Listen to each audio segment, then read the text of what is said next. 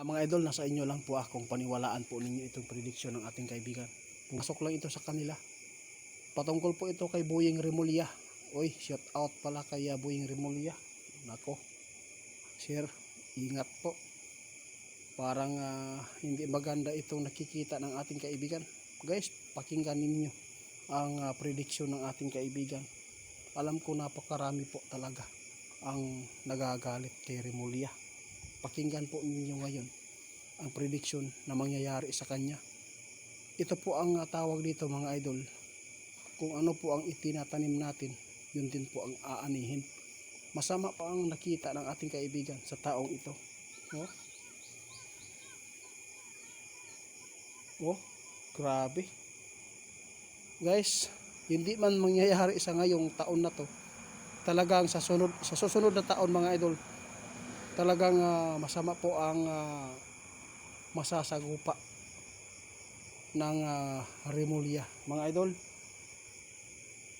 Sa totoo lang, may nakita si kaibigan na isang malalang sakit ang tatama sa kanya na pwede po niyang ikalumpo. Patay na. Totoo kaibigan. Guys, pakinggan niyo ang prediction ng ating kaibigan. Kung hindi man ngayon mangyayari, kitang-kita ng ating kaibigan guys. Mayroon pong tinataglay po talaga siya na sakit. Posible daw na mulubog ni mga idol.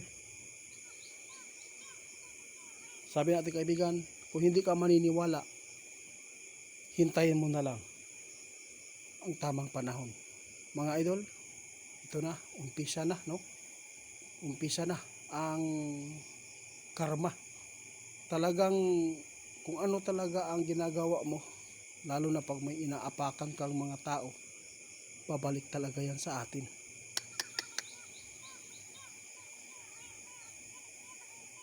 Sa bagay, may pira naman yan kaibigan, milyon-milyon pesos.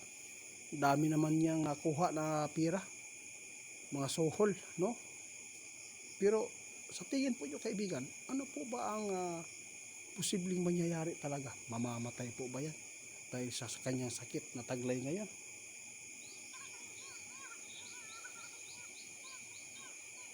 Tama ka, kahit hulaan man ng ating kaibigan guys, kung hindi talaga, no, pahintulutan,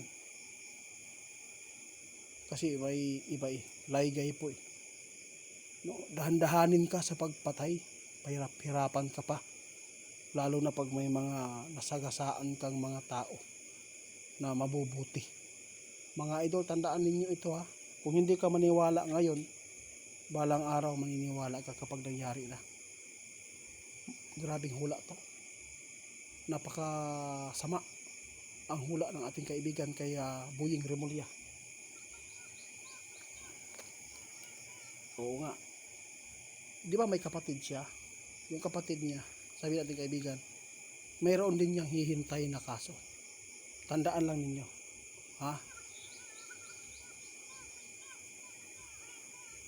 o tama ka, focus tayo sa kay Boyeng Remulla. Mga idol, alam po natin kung ano po ang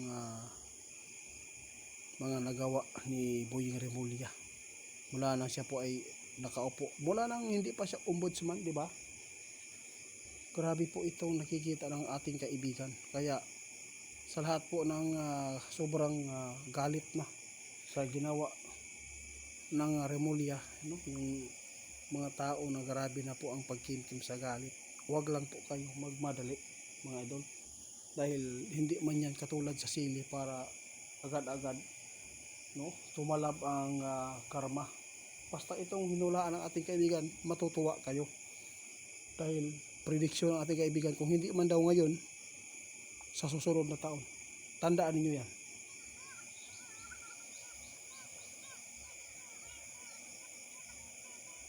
Grabe lahat po ng nagpasakit sa Pilipinas mga idol, talagang mayroon talagang mga karma, no? Hindi talaga natin alam pa dito sa mga ina-idol ng mga tao may nagawa silang mga kamalian, talagang mayroong talagang masasagupa na hindi maganda. Mahirap mga idol kung pasobra tayo sa material na bagay. Tulad po ngayon, ang pera hindi po yan na makakatulong na dugtungan ng buhay natin. Pero mas lamang dahil hindi po sila mahihirapan sa paghahanap. Hindi po sila makapag-utang-utang.